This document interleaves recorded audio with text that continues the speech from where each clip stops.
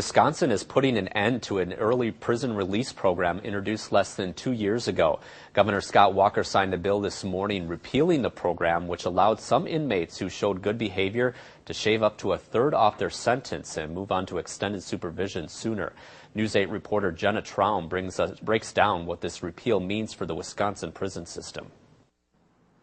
More than 600 prisoners have been released early through the now discontinued early prison release program. We're talking about almost 66,000 prison days averted. That's the equivalent of almost 180 years of time total. But when you split that number up between the number of prisoners released early, it doesn't amount to much.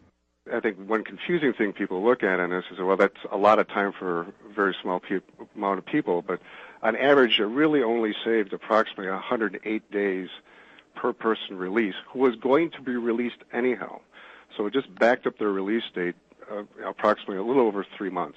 The program was put into place by former Democratic Governor Jim Doyle in 2009. It was intended to save the state money, provide incentive for better behavior behind bars, and alleviate overcrowding. Critics of early release say the program was confusing and disregarded judges' sentences. La Crosse County District Attorney Tim Grenke says the repeal is a good move as far as victims are concerned. Most victims, what they want to know is how long will that person serve in prison and when will they be getting out. And the changes that Governor Doyle made that more confusing for victims.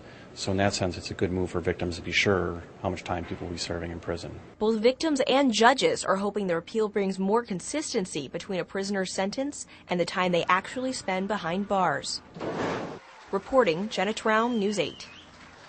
Now, the repeal does not do away with all early releases. There are still ways felons can be released early after they have served 85% of their sentence.